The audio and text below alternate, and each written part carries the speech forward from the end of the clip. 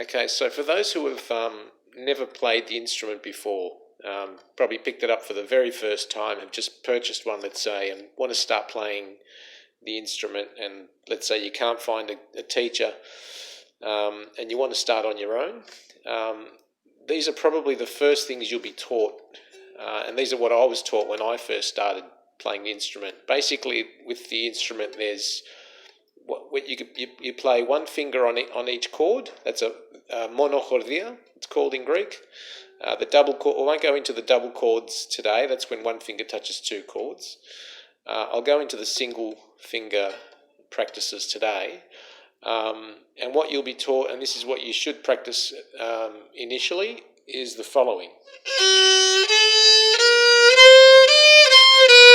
So basically, one finger touching, in this case it's the higher pitched chord, or the Zil chord as it's called. And you want to arch your finger as much as you can, almost at right angles. The higher the better, up here. And as you go down, you actually try and reach as far down as you can. So up here it's as close as you can to the peg box.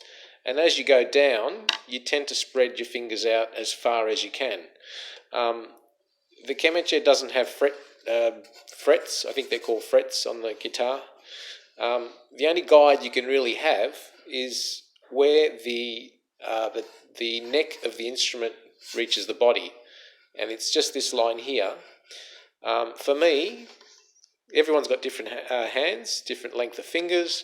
For me, the third finger is usually around here. And for me, that gives me a little bit of a guide as to where I should put my finger.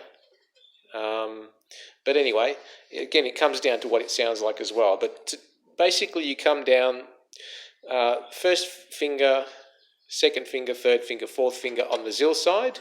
Then we'll do exactly the same on the middle chord. And then we'll do it on the rapan, which is the lower pitched chord.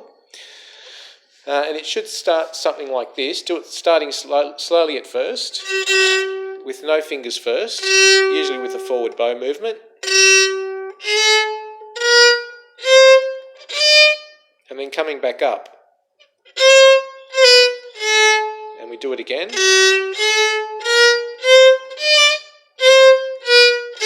And you do that slowly so it's nice and clearly. Each bow movement is one finger. Coming back, you drop the second one, third, fourth. So it's all one bow movement with back and forth. So, and we're only playing the one chord. We're not playing two chords. So just one. So, okay, and then you do the middle chord. The middle chord's a bit difficult because there's a bit of an angle on the bridge, but you just got to be careful. You're only touching the middle. You will hear a bit of the left and the right chord, but you just alter the angle of the bow to get it right. So,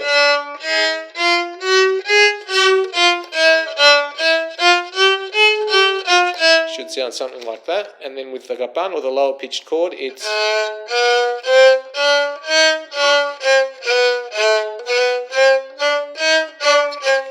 And basically you just practice this as much as you can. So first you do it slowly, and as you get better and better, you do it a bit quicker.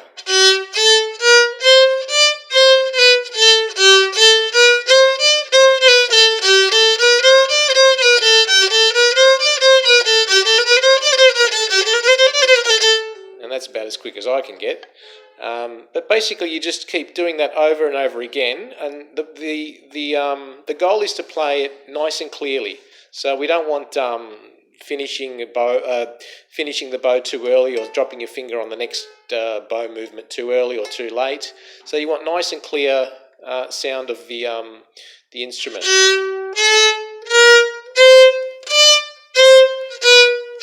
So that's what it should sound, even when you're doing it quicker. So. And the same thing with the middle. And if you're going too fast, just slow it down.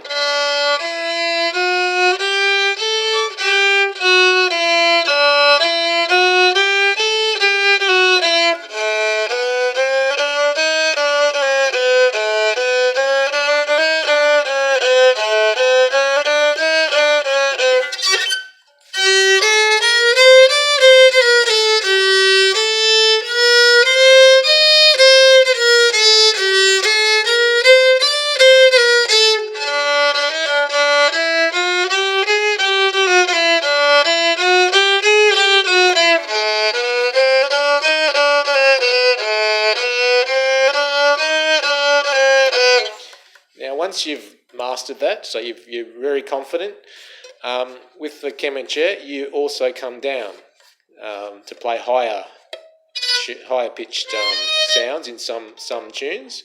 You don't necessarily have to do that as a beginner, but if you've just done what I just mentioned and you're very confident, basically you can drop your hand. The Lyra has a curve here, and your hand, if you come down between the thumb and the index to a comfortable level, so you're not around here where you're holding the body, but you just sort of drop it at a certain point. Now for me, the first finger here is where the fret, where the neck meets the body. Again, that point there that I mentioned. I'll just show it there. Just there is my little guide. Now for me, depending on the tune, but for me it's comfortable. I've come down there, just there, nice and comfortable. I've still got the grip. It feels nice and comfortable there. I can now do exactly the same as before. So now I'll drop.